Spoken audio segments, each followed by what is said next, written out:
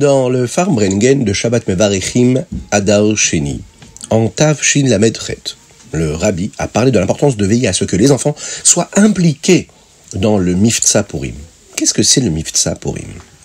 Le Miftza Purim, c'est aller inciter d'autres juifs à faire les mitzvot de Purim, écouter la Megillah, donner les Mishloach Manot, donner de l'argent aux pauvres, participer à un beau festin de Purim, un grand repas de Purim. Encourager les gens dans ces 4 mitzvot-là. Mishloach Manot, Matanot Laevionim, écouter la Megillah et le Mishté de Purim. Pour expliquer pourquoi, le rabbi a raconté quelque chose que le rabbi Yosef Yitzhak, le rabbi précédent, a dit à propos du Baal Shem Tov. Quand le Baal Shem Tov était encore un grand tzaddik, mais qu'il était encore tout caché, un tzaddik nistar, il voyageait de ville en ville, et une des choses que le Baal Shem Tov faisait toujours dans chaque ville ou village, c'était de demander à chaque juif qu'il rencontrait, hommes, femmes, enfants, comment ils allaient. C'est la seule chose qu'il leur demandait. Comment vous allez? Il allait vers eux dans la synagogue, dans la rue, dans leur maison, leur magasin. Le Baal Shem Tov leur demandait comment ils allaient, comment se portaient leurs enfants et comment se passait leur parnassa, comment est-ce qu'ils gagnaient leur vie, est-ce que tout allait bien. Le Baal Shem Tov était très heureux d'entendre comment ils répondaient tous, louant Hachem de différentes manières. Il disait Baruch Hachem. Hachem aide. Hachem est le vrai médecin. Hachem est là pour nous dans chaque moment de notre vie.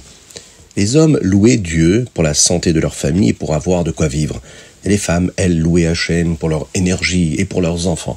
Et les enfants louaient Hachem pour leur avoir donné des parents qui s'occupent de tout, qui apportent à chacun ce dont ils ont besoin et qui s'assurent qu'ils puissent étudier la Torah convenablement. C'était ce que le Baal Shem Tov voulait, que tous les juifs simples louent Hachem, remercient Dieu. Le Baal Shem Tov expliquait que c'était ça la parnassa de Dieu. Akadosh Baruch Hu, Dieu se nourrit des remerciements et des louanges que chacun d'entre nous sommes en mesure de lui apporter, de lui offrir. Le rabbi souligne que même si le Baal Shem Tov avait tant de choses importantes à faire, il prenait le temps d'aller vers les enfants pour qu'eux remercient Hachem pour tout. Nous voyons ici combien les enfants sont importants dans la Torah, dans le judaïsme. Et maintenant, si près de Purim, nous devrions savoir qu'il est particulièrement important que les enfants participent aux mitzvot de Purim et à ce Miftza Purim, aller encourager d'autres juifs à accomplir toutes les mitzvot de la fête de Purim.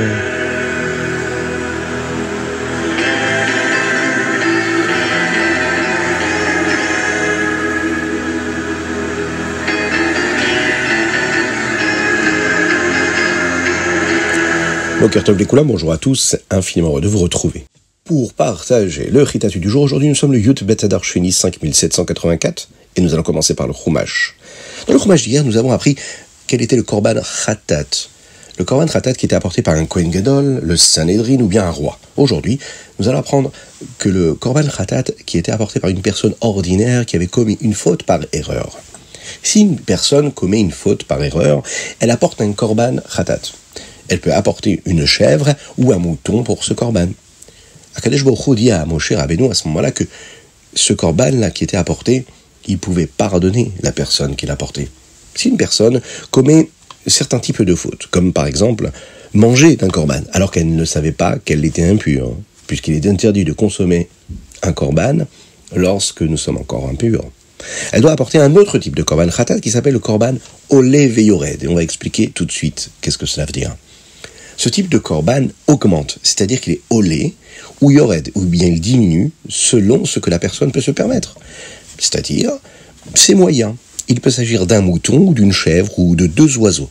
Et si elle apporte 2 oiseaux, l'un est offert sur le misbéach, comme un korban khatat, et l'autre est entièrement brûlé sur le misbéach, comme un korban ola, qui lui est complètement consumé pour monter vers Hachem. Dans le chumash de demain, de la parashat Vaïkra du Shevi'i, nous verrons ce qu'une personne doit faire si elle ne peut même pas se permettre d'apporter des oiseaux, parce qu'elle n'en a pas les moyens. Akadosh Baruch Hu lui réserve aussi la possibilité de se rapprocher de lui.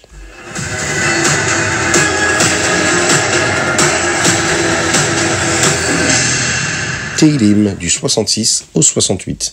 Le premier chapitre du Teilim aujourd'hui, le chapitre Samer Vav 66, est la façon dont nous remercions Dieu lorsqu'il ramènera tout le peuple juif en Eretz Israël, en terre d'Israël. Le premier verset dit que ce chapitre est un chant. Alamanatsear shir mizmor. Puis les versets continuent en disant Ariul Elokim kol haaretz. Le monde entier sonnera de la trompette pour Dieu. Quand le Mashiach viendra, toutes les nations du monde croiront en Dieu. Nous apprenons dans le Tanya d'aujourd'hui que tout ce que nous faisons pendant cet exil que nous sommes en train de vivre, c'est ce qui fait arriver ce que nous allons vivre pendant la Géoula. Pour aider les nations à commencer à croire en Dieu, nous devons nous assurer qu'elles connaissent les Sheva Mitzvot Bene Noach. C'est les 7 mitzvot que toutes les nations du monde doivent respecter et qui permet à ce monde-là de devenir un monde meilleur, prêt à recevoir Mashiach. C'est ce qui va les inciter et leur apprendre à croire en Dieu. Et là, Mashiach pourra arriver.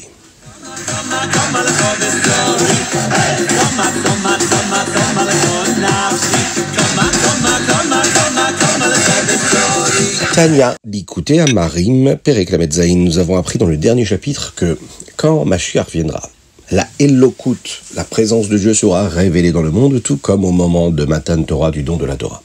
Dans ce chapitre, le Rabbi Shlomo Zalman nous montrera que les mitzvot que nous faisons à l'époque de la Galoute, ce sont elles qui nous permettent de vivre ce que nous allons vivre pendant la Géoula, pendant la délivrance totale.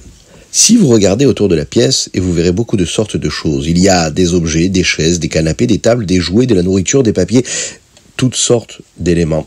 Et tout ça tire son énergie de ce que nous appelons la Klipat Noga, comme une sorte de peau, d'écorce, qui bloque en fait la sainteté, et qui permet en fait à cette chose, à cet élément d'exister. C'est ce qui rend possible qu'il y ait l'exil, où la sainteté de Dieu est cachée. Quand nous faisons une mitzvah, cela fait entrer une partie de la lumière de Dieu dans le monde.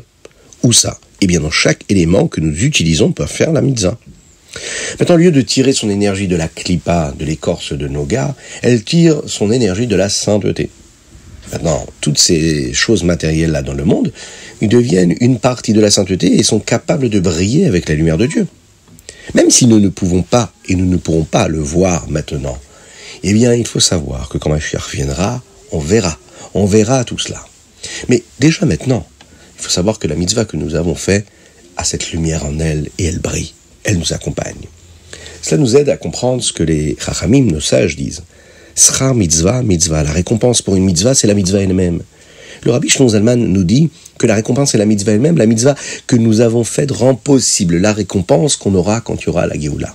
La lumière de Dieu qui brille dans le monde, où ça vient dans un endroit, qui était autrefois en réalité de la klipa, une écorce, elle, négative, ou bien neutre, celle de Noga, elle devient, elle, de la sainteté. Nous le disons souvent, il faut faire les mitzvot pour ramener le Mashiach. Habituellement, nous voulons dire que cette seule mitzvah, pour être celle qui fait pencher la balance du bon côté, du côté de la Torah et des mitzvot, du côté de la Géoula, celle qui amène le Mashiach, comme l'enseigne le Rambam. Mais ça signifie aussi autre chose, comme nous l'apprenons dans le Tanya aujourd'hui. Notre mitzvah crée la Géoula. Nous changeons le monde, même si nous ne pouvons pas le voir. Dès que le Mashiach viendra, nous verrons ce que nous avons accompli. Quand le Mashiach viendra, il remerciera tous les Juifs pour ce qu'ils ont fait, pour aider à rendre la Géoula une réalité dans le monde.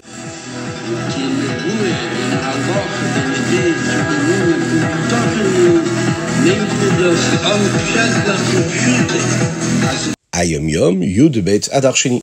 Dans le Hayom Yom d'hier, nous avons appris que la Chassidoute explique le sens le plus profond des mitzvot et des halachot et des lois, que ce soit dans le domaine spirituel que dans la Avodat Hashem, dans le service de Dieu.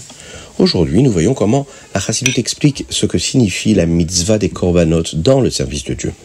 Quand la Torah nous enseigne sur ce que sont les korbanot, le premier verset est écrit d'une manière différente de la plupart des autres versets. Au lieu de dire « quand un de vous apporte un korban », c'est-à-dire Adam et Mikem qui écrivent, il est dit « Adam qui akriv Mikem ». Quand quelqu'un apporte de vous un korban, cela paraît bizarre. Adam qui akriv Mikem. C'est ainsi qu'à partir des mots du verset, il semble que la personne soit elle-même le korban. Dans le Hayom Yom d'aujourd'hui, nous voyons que cela est vrai.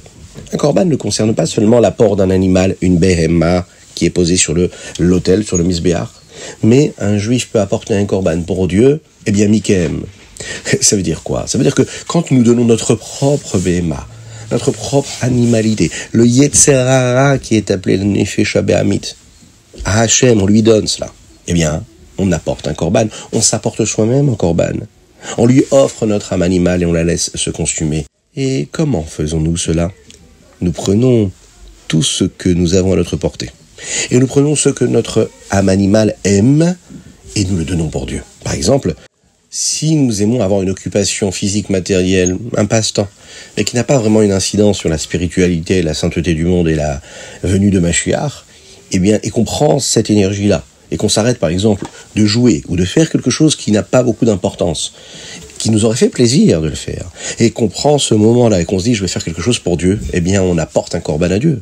Nous prenons ce que nous voulons faire et nous le donnons à Dieu en faisant la mitzvah, par exemple, de Kibud Avaim, du respect des parents, ou de se dire quelle mitzvah je peux faire pour un autre juif. À ce moment-là, j'ai mis mon plaisir, mon désir personnel de côté, et j'ai fait ce que Dieu attendait de moi.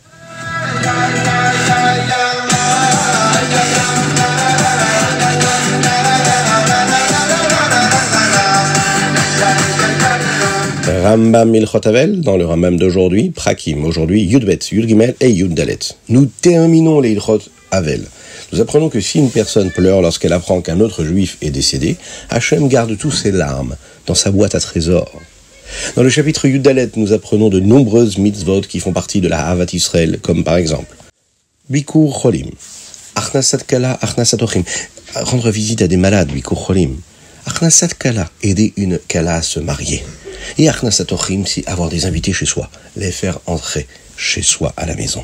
Nous apprenons que nous devrions faire Bikur Cholim même pour un non-juif afin qu'il y ait la paix. Le Rambam le faisait aussi. Le Rambam travaillait toute la journée au palais du sultan. Et quand il rentrait chez lui, il était très affamé et fatigué.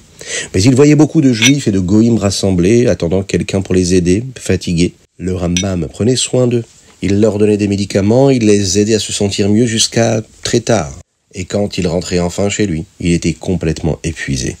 Nous pouvons apprendre du Rambam à aider les autres, même si ça peut nous paraître très difficile.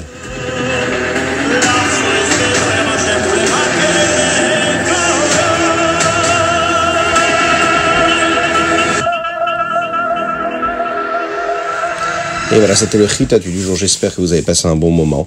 Je vous souhaite plein de bonnes choses. Un bon Shabbat de joie pour se préparer à ce Purim là que nous allons vivre. Ezrat Hashem, la sortie de Shabbat avec dimanche.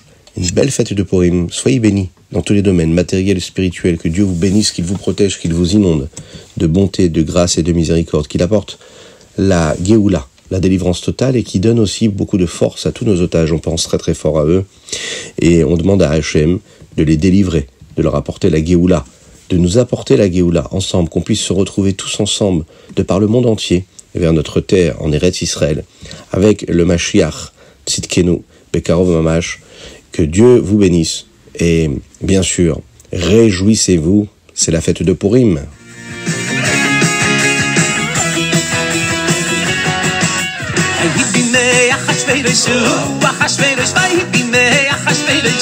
Achashverosh,